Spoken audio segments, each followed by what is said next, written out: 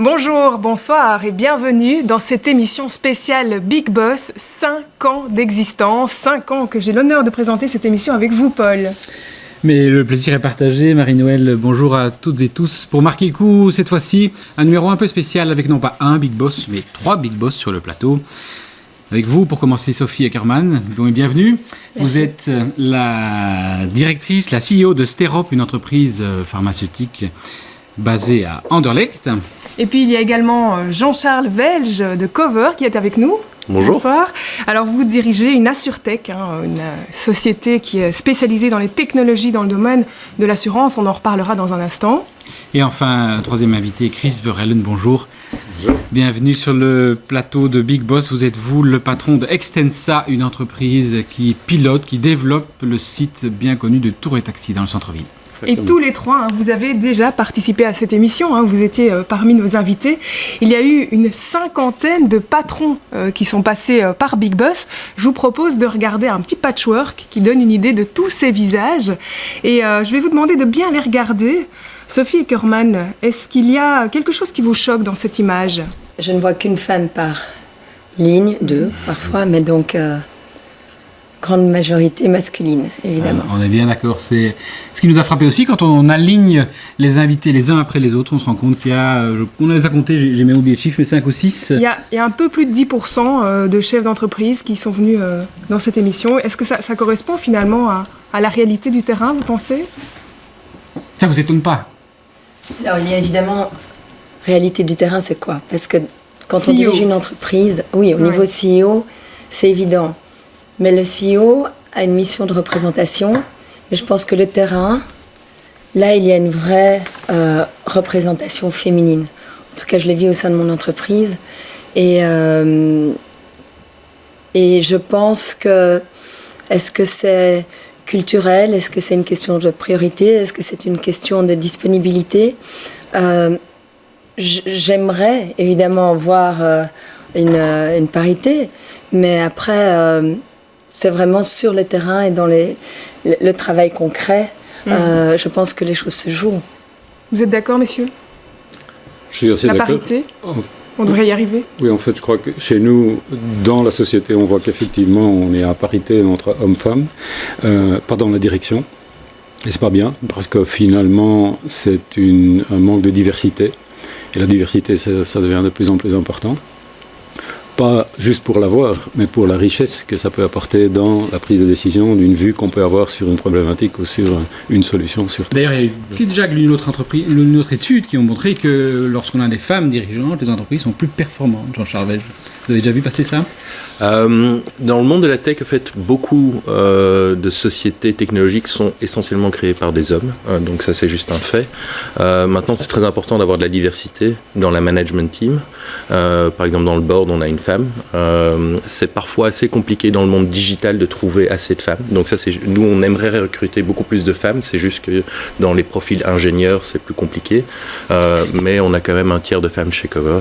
C'est très important pour nous et on va continuer à essayer d'avoir le plus de femmes possible parce que c'est très important d'avoir cette diversité pour bien prendre les décisions. Alors la diversité, on l'a eu aussi pendant ces 5 années au niveau des secteurs pour lesquels on a reçu des chefs d'entreprise. Je vous propose de faire un petit tour d'horizon. Le premier à ouvrir le bal, c'était Albert Mikkils. Il est le dirigeant de Restauration Nouvelle. Là, on était effectivement dans la restauration. Marc Rézière de Belfius était également un de nos CEO invités dans Big Boss. Là, on est dans le secteur bancaire. On a aussi eu Brieux Deméus, dirigeant de la STIB, que tout le monde connaît à Bruxelles. Dans un tout autre domaine, Renaud Mazy nous avait rejoint, il dirige les hôpitaux universitaires Saint-Luc. Après lui, entre autres, on a reçu Arnaud Feys, qui lui est le patron de l'aéroport de Bruxelles. Et puis on a également compté parmi nous Denis Gorteman, qui est le patron de D'Ieteren Auto. Le secteur de l'énergie n'était pas en reste puisque Philippe Van Troy d'Engie Electrabel a été notre invité. On a aussi eu du cinéma grâce à Ben Stassen pour tout ce qui est dessin animé, cinéma, et puis N-Wave, et puis Thibaut Yangen de la SAPCA, là on est dans l'aéronautique, est également venu nous rendre visite sur le plateau de Big Boss. Voilà, ça fait du monde. Pas beaucoup de femmes, mais quand même quelques-unes, dont vous, Sophie Eckermann. Quand vous êtes venue nous voir, c'était début 2017, ça fait donc 3 ans pratiquement. À l'époque, vous étiez dans une situation un peu compliquée, puisque vous étiez en pleine affaire judiciaire, poursuivie avec vos parents notamment pour supposé trafic de drogue. Il y a eu une condamnation en premier niveau qui a ensuite été annulée en cours d'appel. Tout ça est derrière vous. Vous êtes acquitté, sauf que vous êtes passé, j'imagine, par toutes les couleurs. Comment est-ce qu'on vit ça quand on dirige une entreprise et paf, on se ramasse ce genre de mise en doute assez profonde? C'était un moment très particulier de ma vie et de la vie de l'entreprise, parce qu'on vit dans un monde où parfois malheureusement les amalgames sont très vite réalisés et il faut beaucoup de prudence. Et je vous remercie parce que vous avez eu cette rigueur de votre métier d'investigation. Vous êtes venu voir qui nous étions. Donc nos 2 maîtres mots dans la société, c'est qualité et sécurité. Et c'est vrai que faire des amalgames peuvent être très dangereux pour la santé d'une entreprise et pour aussi la motivation qui est quand même le cœur de l'entreprise et du personnel. Mais ceci dit, Sophie, quand même rien n'est laissé au hasard jusqu'au jour où une poursuite est déclenchée par un parquet. À l'époque, c'était une affaire de drogue supposée, de trafic de drogue avec le Mexique, parce que vous exportez notamment au Mexique. Ça peut quand même vous venir en travers, selon les choses. Donc on a été totalement acquittés. Donc là, ce qui est juste, parce que comme je vous l'avais dit, on avait été très étonnés de cette décision. Et voilà, en appel, ils ont été beaucoup plus dans le fond. On a été totalement acquittés, donc sur le fond. Alors, les enseignements, j'aime beaucoup votre logo. La vie, c'est pas que ça, ou que ça, ou que ça. Il y a des hauts et des bas. Et j'avoue que, voilà, c'est cette petite flèche. Et j'avoue que c'est la force qu'on en retire. Parce que c'est la force qu'on a au sein d'une entreprise comme la nôtre, qui est une grande famille. Et quand une famille traverse des moments difficiles, eh bien, elle resserre ses liens. Et elle prend aussi la mesure de ses actes. Et donc, ça nous a permis de nous remettre en question au niveau de la communication, au niveau de la sécurité. La qualité a toujours été à 100% dans nos produits. Parce que vous travaillez avec des produits pharmaceutiques et là, exactement. Il faut vraiment être impeccable. Mais c'est vrai que la joie de se dire on croit en la justice, on croit en la justice humaine, parce qu'on croit en la qualité des personnes qui peuvent comprendre un secteur. Et donc le soulagement et la joie, surtout pour le personnel, parce que nous savions que nous étions innocents. Mais le fait d'avoir cette confirmation... Ça rend plus fort. En tout cas, ça nous permet de ne plus consacrer d'énergie à se défendre ou à dire « mais regardez qui on est ». Et ça nous permet de consacrer cette énergie à construire. Et justement, vous avez évolué depuis la dernière fois qu'on s'est vu, vous avez agrandi. On va voir des images des tout nouveaux laboratoires. Vous vous êtes étendu. Ici, on le voit, hein, tout votre matériel, on peut regarder les images ensemble. Eh bien, il est désormais dans un espace beaucoup plus grand. C'est un changement qui était nécessaire? Alors, on investit avec des motivations. On investit avec des motivations d'optimisation de l'outil, mais aussi avec une optimisation du bien-être des travailleurs. Et c'est vrai qu'on a une équipe vraiment formidable et qui propose des chantiers d'amélioration. Et c'est vrai qu'arriver le matin dans une entreprise où on aime travailler, où on se sent bien, où on a une jolie lumière, on parlait de votre studio, ça renforce ce sentiment de fierté de travailler dans une entreprise qui investit et qui s'améliore chaque jour. Absolument. Mais il y a encore du boulot, on va voir d'autres images. Il y a toute une nouvelle unité qui est encore au repos. Il y a des tests qui sont faits. Pourquoi elle est en stand-by pour le moment, cette unité? Elle est en phase de validation. Donc, elle vient d'être construite. La seconde étape, c'est la validation. Et puis la troisième étape, c'est la confirmation par les autorités. Et puis, nous pouvons produire. Donc, c'est vrai que dans le secteur pharmaceutique, les investissements ne sont pas rentabilisés dans un délai court. parce qu'il faut justement toutes ces étapes de contrôle de qualité de l'air, de propreté de l'espace, avant d'obtenir les autorisations. Mais nous croyons en notre entreprise, nous croyons en son développement et nous avons envie et nous continuons à investir à Bruxelles parce qu'on est très attachés et on est très reconnaissant de la qualité du personnel qu'on a ici. S'il y a bien quelqu'un d'autre qui a beaucoup encore investi à Bruxelles, eh bien c'est Chris Verheulen avec son entreprise Extensa, on le rappelle, qui gère tout le site de Tourétaxi. On va faire le petit jeu de nouveau du avant-après avec vous. On va montrer des images des fameuses gares maritimes. C'est effectivement 2 gares qui ont énormément évolué en ces 5 dernières années, on va le dire. Ici, on voit des vues aériennes où tout est encore refermé, ça c'est très ancien. Et puis, quand on s'est rencontrés dans Big Boss, eh bien, ces hangars étaient désossés. On avait des ouvriers sur les toits qui étaient occupés à installer des nouvelles vitres, tout ça dans les règles de l'art, parce qu'on parle de patrimoine. Et puis, aujourd'hui, vous avez, en novembre 2019, inauguré la nouvelle gare maritime. Vous êtes fiers de cette réalisation? C'était vraiment quelque chose qui vous tenait à cœur? Fier évidemment, parce que c'est quand même une grande réalisation, mais c'est pas juste moi, c'est évidemment toute l'équipe et bien d'autres fournisseurs et conseillers qui ont uni toutes nos forces et nos créativités pour arriver à ce résultat. Avec un peu d'argent à l'appui, il faut le dire. Oui, c'était quoi comme investissement tout ça? Parce que ça a l'air colossal quand on imagine les gares maritimes, ce que c'était. Est-ce que c'est devenu, là, avec ces nouveaux bureaux flambant neufs, c'est pas 200 € là qui ont été investis? Non, c'est plutôt 200 millions d'euros. Il faut voir aussi que c'est un grand bâtiment. On parle de bâtiment, mais en fait, la surface au sol est de 4 hectares, donc c'est déjà un quartier de ville. Oui, c'était tout un donc c'est comme ça qu'on l'a traité. On a construit différents immeubles, 10 immeubles à l'intérieur. C'est pas fini d'ailleurs. Voilà, donc pas fini. Il y a les premiers locataires. Un bâtiment qui est fini et il y a un locataire qui est dedans, qui est emménagé au mois de novembre. Et les autres locataires, ils sont déjà à la porte? Oui, en fait, on n'est pas encore tout à fait plein, mais quand même, on a largement dépassé nos objectifs. C'est tous des beaux noms, c'est des entreprises qui choisissent de rester ou de revenir à Bruxelles, ce qui est très important. Alors le premier locataire, c'est Accenture, qui est là, c'est une société de consultance qui a décidé de venir avec combien de personnes?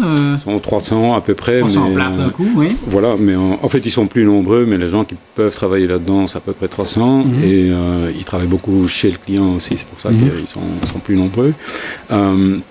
Nous aurons aussi un centre de coworking sous la marque Spaces, qui dépend du groupe Regus. Nous aurons Publicis, groupe de communication et de publicité. Vous disiez des entreprises qui avaient quitté Bruxelles et qui reviennent? En partie. Accenture, par exemple, était basé aussi à Vilvoorde, et donc ils ont ramené ces gens sur la région.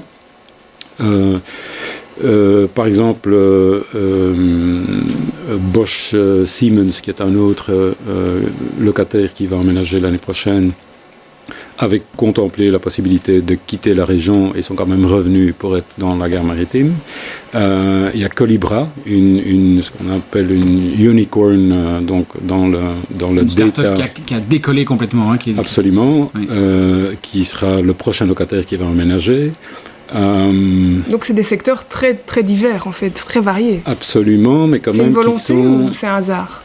C'est pas le hasard parce que le produit est assez spécifique, atypique, et donc c'est des entreprises qui ont besoin aussi de se positionner d'une autre forme, notamment par rapport aux millennials qu'ils ont besoin pour travailler pour eux. Et donc le lieu de travail, justement, ce que disait Sophie, c'est que c'est très important pour attirer, pour motiver donc la force de travail. Les gens nés aux alentours des années 2000, qui sont maintenant les nouveaux actifs, la nouvelle génération d'actifs, on ne les embarque pas sur un zoning en bordure de Bruxelles, c'est ça que vous voulez dire? Il leur faut autre chose, il faut de la vie? Oui, on peut encore les embarquer, mais on n'embarque pas les meilleurs et on ne les garde pas pendant longtemps. Et donc, c'est exactement ça pourquoi ces grandes entreprises viennent chez nous. C'est un peu votre histoire, Jean-Charles Velge. Vous avez investi des bâtiments historiques dans le centre de Bruxelles avec votre start-up Cover. Oui, tout à fait. On a commencé à Scarbeck, au M-Village, où on a refait tout un étage. On est resté là pendant 3 ans et maintenant, ça fait quelques mois qu'on a bougé dans un WeWork au centre de Bruxelles, donc assez proche de Space. Ça marche très bien pour nous. Bon, WeWork a eu la presse qu'elle a eue, mais la réalité, c'est que le produit WeWork, ou ces produits de coworking, sont excellents pour des boîtes comme nous, parce qu'il y a une flexibilité extrême. Le déménagement dure quelques heures. Il y a toutes des boîtes assez similaires qui sont dans le digital, qui sont très actifs. Et donc, voilà... Toutes les personnes dans notre boîte adorent ça. On peut rappeler rapidement une InsurTech, comme on dit, c'est encore un de ces nouveaux mots tirés de l'anglais. Donc c'est une boîte d'assurance, Cover, que vous avez lancée avec votre pote Quentin Coleman. Une boîte d'assurance, mais technologique, uniquement digitale, beaucoup plus rapide dans la conception des produits. Tout à fait. Donc on a reconstruit, en partant d'une feuille blanche, un assureur 100% digital. Et donc on va faire tous les métiers qu'un assureur fait. Ça veut dire la création de produits, ça veut dire le pricing. On a une plateforme OpenAPI qui permet d'insérer nos produits très facilement dans n'importe quel écosystème digital. La seule chose qu'on ne fait pas, c'est porter le risque, qui est porté par souvent des réassureurs tels le Lloyds, Munich Re et autres. Et donc on a une sorte d'usine à produits assurantiels digitaux qu'on va distribuer. Pour les autres marques. Exactement. Alors, vous venez d'évoquer le fait que vous avez déménagé depuis la dernière fois que vous êtes passé dans Big Boss, et puis vous aviez des ambitions quand vous êtes venu chez nous il y a un an. On va réécouter ce que vous nous disiez en fin d'émission, genre « et plus tard, je deviendrai ». On écoute et puis on en parle juste après. Très bien. Dans un monde idéal, on a continué à grandir de façon gigantesque. On couvre la plupart des pays européens avec un très beau portefeuille de produits et on est inséré dans la plupart des grandes plateformes digitales de la nouvelle économie. Donc ça c'est l'ambition dans 5 ans. Un secteur en particulier ? Alors, c'est vraiment toutes les plateformes d'indépendants. Ça c'est ce qu'on va faire pour 2019. Voilà, donc on fait le lien avec ce que vous disiez. Ouais. Vous livrez des produits adaptables rapidement, ce qui n'est pas le propre du secteur de l'assurance en général, pour des clients, et par exemple Deliveroo. Vous assurez les coursiers de Deliveroo, pour prendre un exemple bien concret. Vous les assurez lors de leur déplacement professionnel. Donc on assure par exemple tous les coursiers de Deliveroo à travers l'Europe. Et donc quand ils prennent leur téléphone et qu'ils disent maintenant je travaille, on va pinguer ce signal et les assurer. J'arrête de travailler, on enlève l'assurance. Donc c'est vraiment de l'assurance à la demande. Et pour rebondir sur les ambitions, évidemment c'est les ambitions à 5 ans. Là on est un an plus tard. On a quand même déjà pas mal grandi. On est 40 aujourd'hui. On a refait une levée de fonds de 8 millions d'euros cette année. Vous avez recruté donc... Ça c'était il y a un an, là, quand vous êtes venu nous voir. Vous avez recruté quoi, 15 personnes, c'est ça ou... Oui, plus ou moins. Grâce à Big Boss. Peut-être. On a continué à bien avancer, on est maintenant présent dans 8 pays, on sera présent dans 11 pays au premier semestre de l'année prochaine. On a fait un chouette, plus petit programme, mais qui est chouette ici à Bruxelles, avec l'autre start-up qui s'appelle Cowboy, qui font ses vélos électriques. Et donc on a créé une assurance pour les vélos électriques qu'on a inséré de façon digitale dans leur flot de vente. Donc voilà, ça c'est un chouette projet ici sur Bruxelles. qui décolle. Alors on l'a dit, on a reçu une 50aine de patrons dans cette émission, et puis certains depuis lors ne sont plus aux commandes de leur entreprise. On va refaire le petit exercice du patchwork, et vous allez voir que dans les patrons qui sont venus dans cette émission, eh bien, il y a Michel Tombroff qui a dirigé Soft Kinetic pendant 8 ans. Eh bien, lui, il a décidé effectivement de quitter l'entreprise en 2016. Depuis, il siège dans plusieurs conseils d'administration, notamment dans le secteur digital. Nadia Kamlichi, elle pilotait Umedia, une entreprise spécialisée dans la production audiovisuelle. Elle a décidé de prendre un peu de recul et de quitter la direction opérationnelle. Dominique Leroy, CEO de Proximus, elle a décidé de partir au départ pour diriger KPN, le Proximus des Pays-Bas. Mais le groupe a décidé de renoncer à son engagement en prenant une enquête en cours pour un éventuel délit d'initié.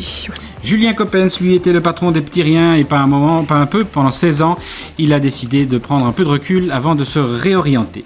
Pierre-Yves Bolus, d'Evimo Consult, eh bien, lui, il gérait notamment les grands centres commerciaux comme City 2, mais il a quitté l'entreprise, c'était en 2017. Le suivant s'appelle Bernard Gustin, c'était le patron de Brussels Airlines. Il nous avait rendu visite peu de temps après l'acquisition à 100% par Lufthansa, qui l'a remercié peu de temps après.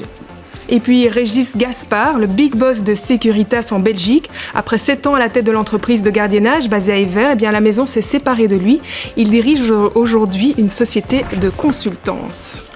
Bon, on a vu que voilà, on a reçu plein de patrons. Il y en a quelques-uns qui sont plus dans leur fonction actuelle. Chris Verhellen, un patron, n'est pas là pour l'éternité. Est-ce que ça vous arrive de penser que ça peut aussi très bien se terminer d'un coup sec? Je suis déjà là depuis un bon moment. Je suis assez long.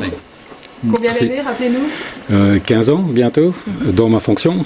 Et donc, j'ai largement dépassé mon date de péremption. Je dis toujours, donc c'est un challenge aussi pour ceux qui travaillent avec moi.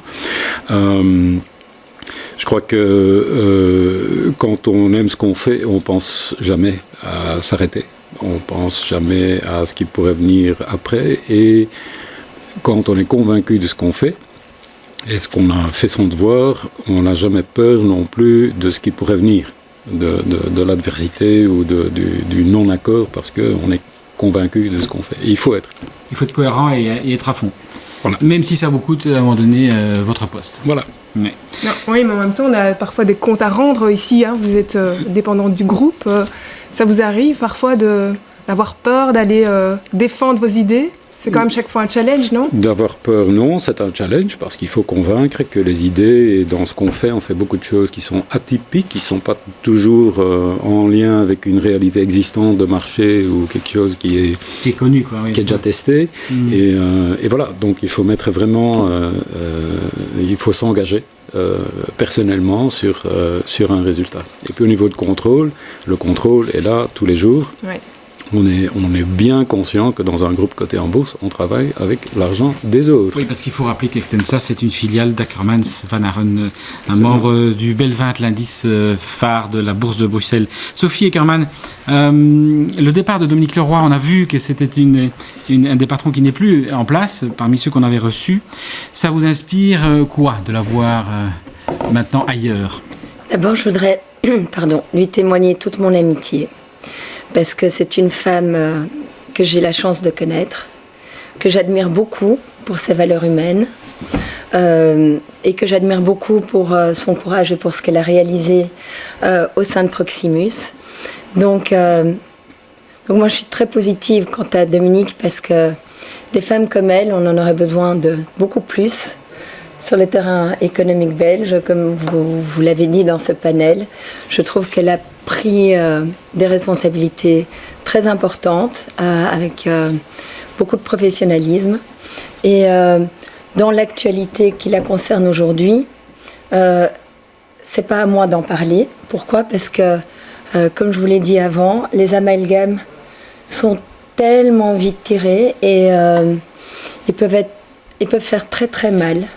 Alors, je pense que à chacun à garder sa place et en tout cas à reconnaître ce qu'elle a réalisé, ce qu'elle a fait et à l'en remercier aussi. On peut peut-être rappeler que Dominique Leroy n'a finalement pas eu ce job chez KPN où elle allait aux Pays-Bas parce qu'une enquête a été ouverte pour un éventuel délit d'initié et que ça lui a coûté sa place finalement de patronne de KPN aux Pays-Bas. Je vois que vous opinez. Vous êtes d'accord avec ce que Sophie Eckermann dit, Chris Verhellen? Absolument, et c'est la preuve que ça coûte beaucoup de temps et beaucoup d'énergie pour se faire une réputation, avoir une confiance d'une certaine audience, disons, et ça tient à peu de choses pour la perdre.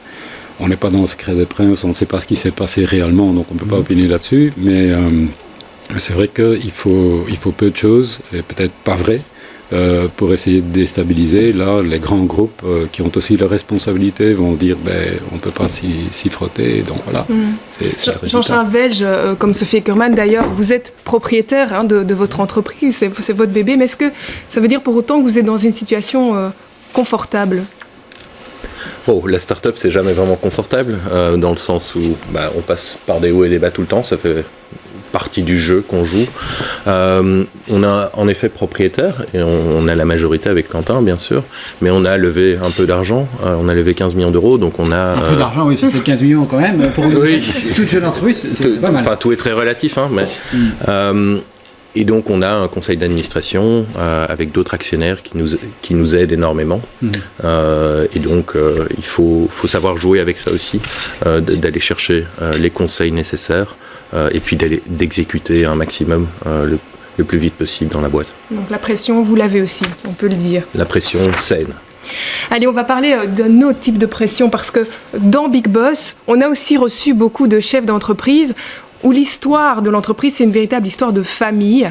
Et nous avons également reçu Bernard Elson, qui est donc le mari de Madame Dandois, la biscuiterie Dandois, mais aussi Mohamed Mejbal, qui lui dirige Mia Trading. Et puis depuis l'émission, ce sont les enfants qui reprennent tout doucement le flambeau. Nous les avons rencontrés pour les confronter à une question. Est-ce que c'est facile de diriger une entreprise en famille ? On en est où dans la production ? Atelier Dandois à Woluwe-Saint-Lambert. La 7e génération vient jeter un coup d'œil sur la production. Un biscuit à base café noisette, un sablé. Diplômé en kiné, Antoine Elson a finalement compris que, comme son grand frère Alexandre, c'est au sein de l'entreprise familiale qu'il voulait évoluer. Ça y est, Dieu, t'es passé en production. Ouais. Après un passage sur les bancs de Solvay, voilà les deux frères réunis pour diriger la biscuiterie centenaire. C'est un sujet qui était difficile, même pas pour Antoine, mais même pour nous, de se lancer en se disant on passe le pas d'embrayer, de rentrer dans une entreprise aussi vieille de Dandois. Là, c'est 190 ans cette année avec un tel historique, une telle histoire.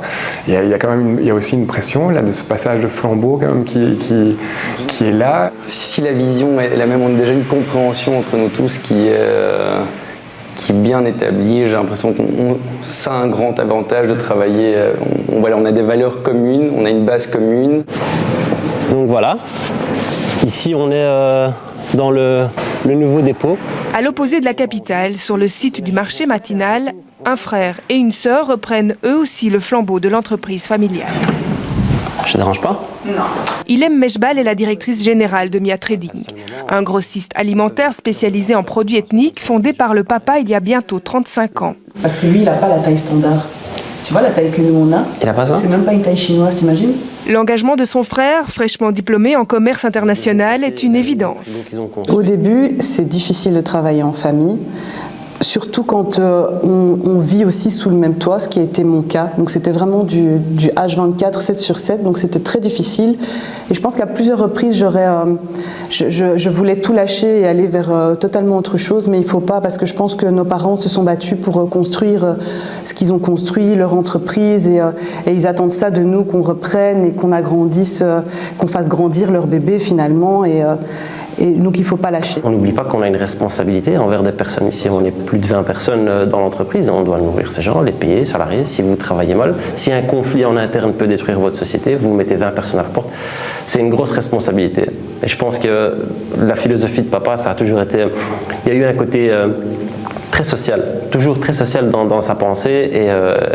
Et grâce à Dieu, on a hérité de cette mentalité. Mais chez les Mejbal, comme les Elson, le papa, toujours officiellement en commande, n'est jamais bien loin. Il attendait de moi vraiment qu'à un moment donné, je m'impose et je donne mon opinion et je mette en place moi-même certains process et que je prenne des responsabilités. Et c'est ce que j'ai fait, et c'est ce qui fait que maintenant, il s'efface de plus en plus et en effet, il nous laisse prendre la plupart des grandes décisions, mais il a toujours un rôle décisionnaire dans la société, bien évidemment. Et on fait toujours appel à lui quand on a certains problèmes pour lesquels on est un peu novice ou un peu perdu. Et ça sera toujours notre conseiller, finalement, notre personne de référence, quoi. Le meilleur professeur que vous puissiez avoir. Quelqu'un qui a 30 ans de bateau, c'est le meilleur professeur que vous puissiez avoir pour évoluer, éviter tous les pièges. Notre énergie est assez débordante pour l'instant et donc il peut mettre le frein là où il faut de temps en temps. C'est vrai qu'on a, Alexandre et moi, on a un optimisme par rapport au développement, on a déjà la vision des prochaines années et c'est vrai qu'on peut mettre peut-être trop de projets en même temps et donc difficile à gérer avec le nombre de mains qu'on a actuellement dans le management, mais il est très à l'écoute de toutes les idées qu'on propose. Puis aussi en tant que jeune de cette génération Y là aussi qui est en plein recherche de sens au travail, questionner un petit peu le travail, la vie de famille, trouver cet équilibre en tout ça. Voilà, en étant jeune, on questionne tout ça au sein de l'entreprise. Une nouvelle génération qui partage les mêmes valeurs, les mêmes envies, faire grandir l'entreprise familiale. Nous, en fait, ces 5 dernières années, donc déjà, on s'est agrandi. Avant, on faisait 1500 mètres carrés. Aujourd'hui, on en fait plus de 3000. Et c'est pas fini. On est encore en pleine expansion.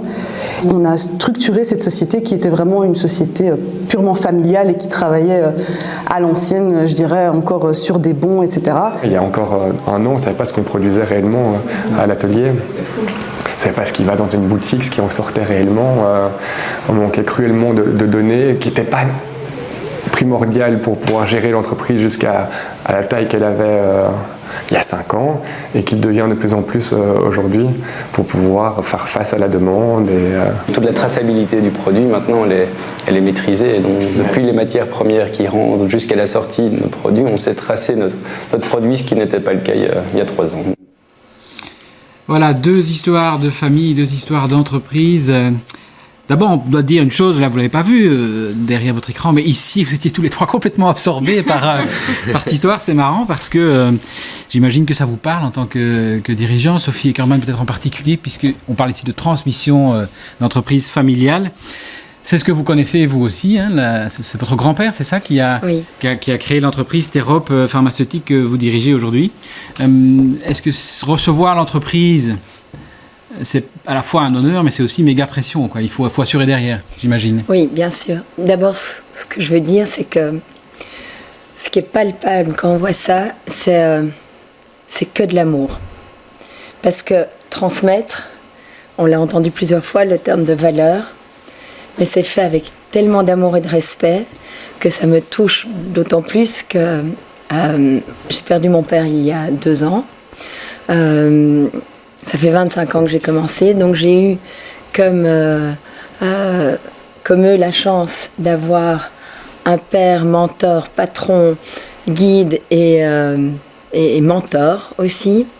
Et c'est très exigeant parce que quand on travaille en famille, l'amalgame entre l'émotion et le rationnel, on sait qu'il faut essayer de les séparer, mais on a ces liens très très forts d'amour et de respect qui font qu'on souhaite de tout cœur être à la hauteur, évidemment, et on souhaite de tout cœur avoir une reconnaissance. Et je tiens à remercier mon père de m'avoir donné évidemment le sens des valeurs, mais aussi de m'avoir donné cette école de la vie où la vie ne fait pas de cadeaux, mais si on s'arme et si on est vraiment centré et vrai, honnête, on traverse les tempêtes et on peut s'entourer de personnes aussi qui partagent ces valeurs parce qu'on les personnifie. Travailler en famille, c'est aussi travailler entre amis. Hein, Jean-Charles Welch, vous avez cofondé Cover avec votre meilleur ami, on peut dire ça, Quentin Coleman. Oui, tout à fait. Oui, donc on a décidé de s'associer. Je dis parfois qu'on a 2 mariages, parce que c'est vraiment ça. Hein. Est-ce que tout le monde est d'accord avec cette idée? Est-ce que votre femme est d'accord avec cette idée que vous êtes polygame finalement? C'est très différent comme relation, bien sûr, mais c'est important de pouvoir se faire confiance. C'est vraiment primordial. Il y a beaucoup de décisions à prendre, il y a beaucoup de choses dures, complexes qui se passent dans l'entreprise. Et donc, avoir cette confiance et bien se connaître et se dire aussi les vérités.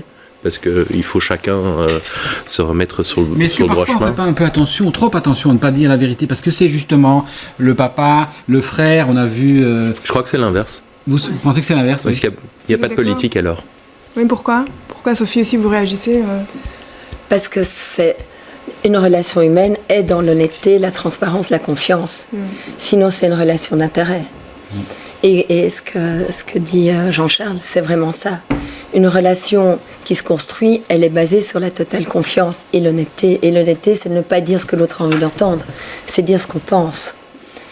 Que l'autre soit d'accord ou pas d'accord, c'est ce qui permet d'évoluer. Et Jean-Charles Welch, par exemple, vous êtes déjà pris la tête avec Quentin Coleman, vous êtes déjà une fois bien engueulé parce qu'on se dit des vérités, ça veut dire qu'à un moment donné... Non, mais comme dans chaque couple, vous avez... vous devez vous dire les vérités, on s'entend super bien, ça fait 3 ans et demi maintenant qu'on a lancé la boîte et on avance très très vite, mais c'est juste, je crois que c'est des relations de confiance et puis il y a tous les employés et donc voilà. Vous entendez mieux aujourd'hui qu'avant d'avoir lancé la Cover?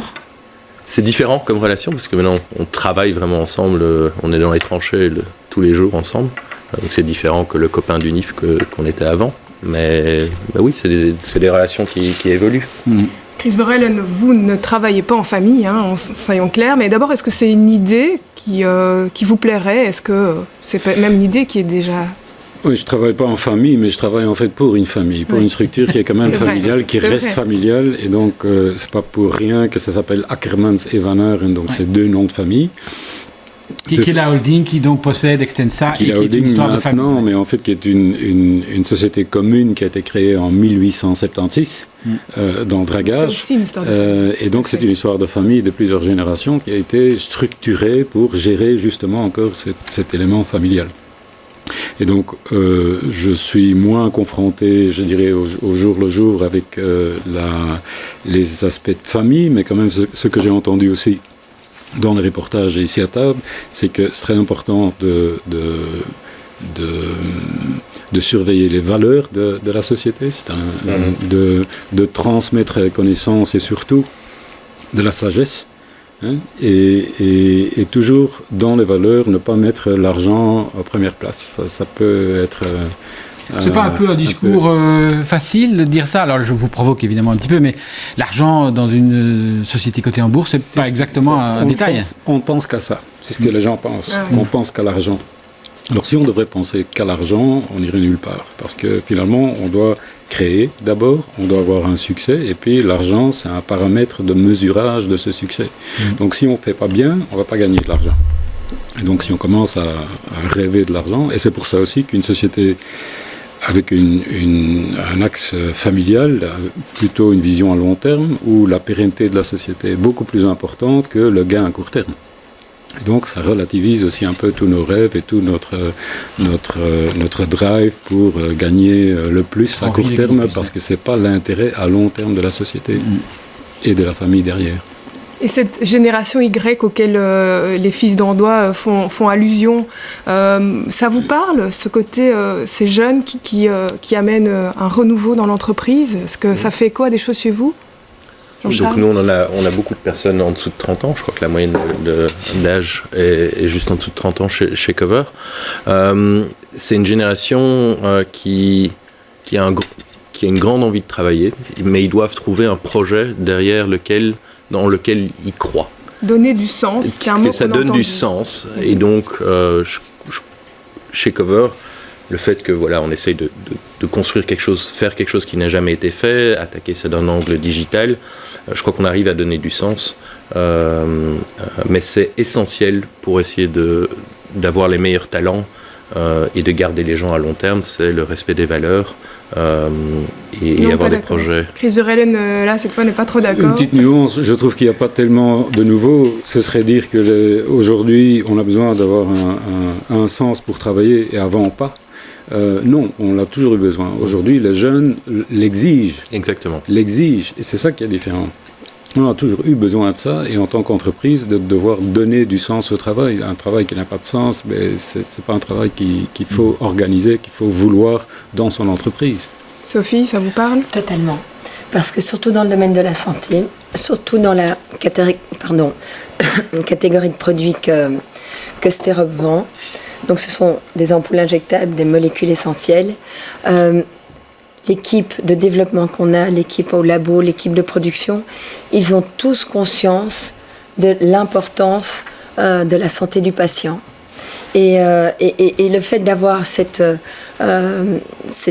union, mais c'est vrai, ce sens, c'est pas une question de génération, c'est une question de valeur. Donc c'est en ça que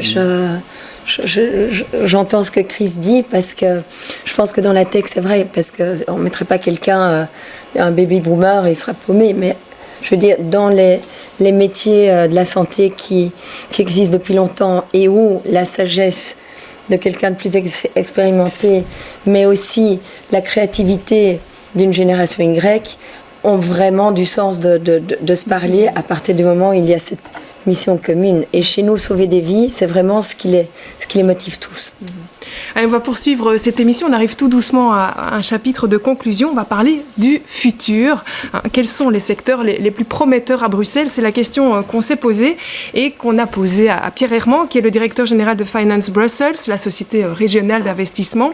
Pour lui, il y a 5 secteurs prometteurs, 5 secteurs dans lesquels il faut investir. On l'écoute et on en parle juste après.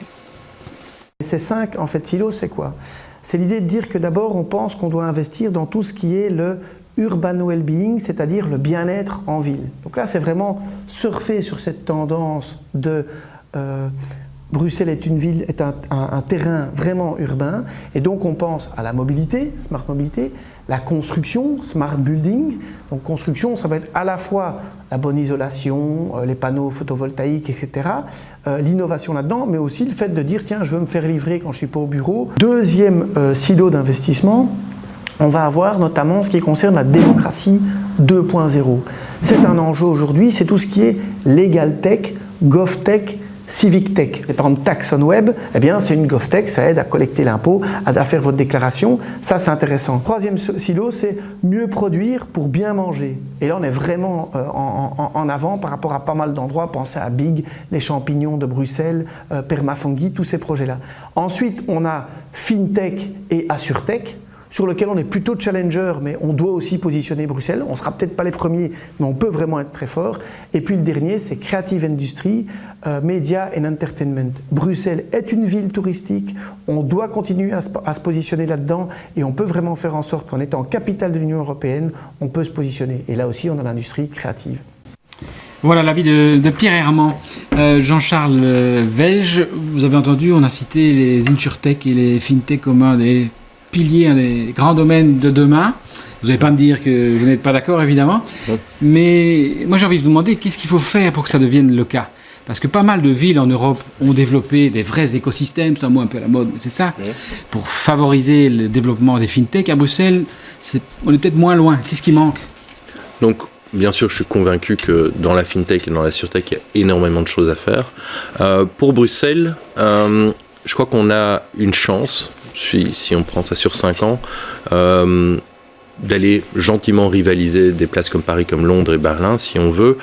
Ce qu'il faut faire, c'est essentiellement dans l'éducation des jeunes, avoir plus de profils qui se tournent vers le digital. Donc c'est pas que le développement, mais c'est des profils qui se tournent plus vers le digital, les product managers qui ont ça en tête dès le départ. Donc ça c'est important. L'enseignement qui soit orienté vers ça aussi alors sinon. Oui, tout à fait. Et alors la deuxième chose qu'on remarque sur Bruxelles qui est moins vrai sur Paris et sur Londres par exemple, c'est que les jeunes en sortant de l'UNIF veulent d'abord quand même aller dans une maison connue ou une industrie renommée et ont encore un petit peu peur de rejoindre les startups, les scale-up dès le départ. Là où à Paris, tous les gens qui sortent des grandes écoles, des écoles d'ingénieurs et tout ça, leur rêve c'est de rentrer là-dedans. Mais ça, il y a peut-être un problème au niveau de la formation, si je vous entends aussi. Non, les gens sont extrêmement bien formés en Belgique, donc il y a un pool de talents d'ingénieurs et autres qui est exceptionnel, et je crois que c'est une des grandes forces de Bruxelles et de la Belgique en général, donc on a vraiment... c'est juste encore un petit changement de mentalité, je pense, chez les jeunes, de se dire, ok, j'ai pas peur, je sors de l'UNIF, ben, je vais rejoindre une FinTech, une AssureTech, une tech en général, et essayer de me construire un début de carrière là-dedans, et c'est très formateur. Hein. Autre gros potentiel, c'est le côté alimentation de qualité, hein, le good food plus local. Finalement, Chris Verheulen, ça vous parle, hein, ce silo-là, comme l'évoque Pierre Herman. Pour vous, ce serait vraiment quelque chose à développer. Et je pense que vous avez pas mal de projets en la matière. Hein. Oui, on a des petits projets plutôt dans la matière parce qu'on est plutôt une plateforme qui peut accueillir beaucoup de ces initiatives. Donc Permafungi a été mentionné, donc oui, sont chez nous, installés dans les caves. Mais il faut faire plus. Donc vous n'ambitionnez pas de faire plus? Vous êtes content avec ce que vous avez développé? Nous, on veut quand même promouvoir la qualité dans l'alimentation, peut-être en faisant... on a un plan de faire un food roll, ce qu'on appelle dans la gare maritime. En fait, c'est un gros restaurant avec différents comptoirs, mais de qualité. Donc pas du fast-food, mais quelque chose quand même qui est plus local, plus travaillé, etc. Donc ça, dans la gare maritime? Dans la gare maritime. Okay. Donc il y en a plusieurs qui sont encore en construction. Une serait consacrée à l'alimentation. Oui, absolument. Et donc voilà, c'est quelque chose qu'on examine encore, mais je suis entièrement d'accord que dans ce domaine, il y a encore beaucoup de choses à faire. Et encore beaucoup de place sur le site de Tour et Taxi pour développer des projets. Oui, on a vu un peu par erreur des images passées, vous avez reconnu, c'était quoi ces images? Oui, en fait c'était donc la zone à côté de la gare maritime qu'on appelle Park Lane, parce que le nom de la rue ce sera Drève du Parc, officiellement. Et donc là on développe de nouveaux appartements. Donc à la suite, on a d'abord fait le projet Riva sur le bord du canal. Ça en est où? C'est bien vendu? Ça c'est tout vendu et 100%. Ce sera livré 100% et ce sera livré premier trimestre de l'année prochaine. Puis il y a de l'année prochaine, de 2020 ou de 2021? 2020. Donc de cette année, oui. Oui. Et puis il y a le pont Suzanne Daniel, il s'appelle maintenant, qui est en construction. Donc j'ai encore vu ce matin les travaux en cours. Donc aussi pour 2020, le pont va enfin rallier les deux rives. C'est plutôt début 21, mais bon, c'est en cours, donc c'est un grand soulagement. Et puis, de l'autre côté du site de Tour et Taxi, il y a à peu près 350 appartements qui sont mis en vente maintenant sur plan et qu'on est en train de construire. Donc, et qui seront également livrés disons, fin 22. Oui, absolument. Vous êtes là encore pour un petit moment, vous parliez de date de péremption, mais apparemment c'est pas pour tout de suite. Sophie Eckermann, Pierre Herman parlait aussi de la santé comme un créneau, un pôle intéressant pour Bruxelles. Imaginez 2 secondes que vous avez les pleins pouvoirs, vous êtes ministre de tout à Bruxelles. Quelle est la mesure que vous poussez pour faire en sorte que Bruxelles soit vraiment une ville de la santé? Parce que c'est peut-être pas vraiment sa première caractéristique. Un ministre de la santé, un ministre de tout. Ça rebondit sur 2 choses, sur plusieurs choses évidemment, mais j'ai envie de rebondir sur ce qui a été dit. Donc, garder nos jeunes talents, éduquer comme il faut. Je pense que Bruxelles, capitale de l'Europe, doit être beaucoup plus attractive qu'elle n'est pour justement cette catégorie de personnes qu'on veut garder, que ce soit dans le tech ou dans la santé. Il y a tellement de talents, tellement de choses à faire.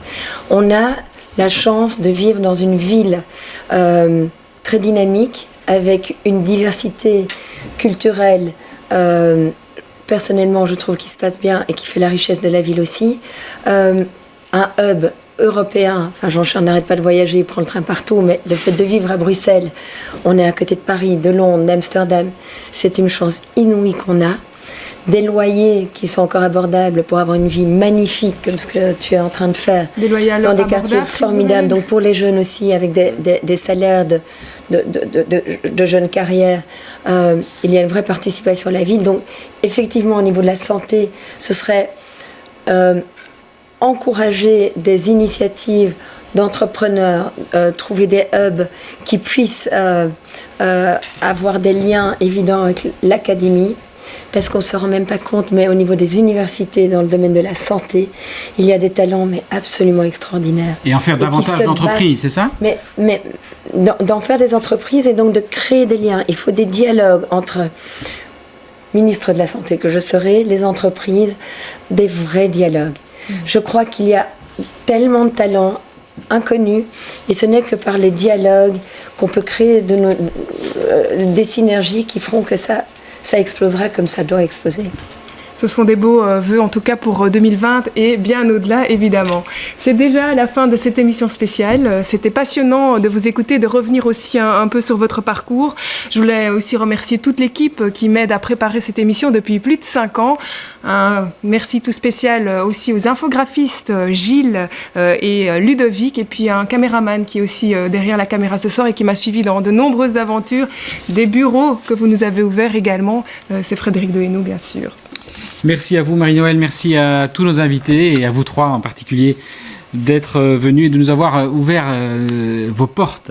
Et j'en profite également pour souhaiter une excellente année 2020 à tous nos téléspectateurs et à très bientôt sur BX1.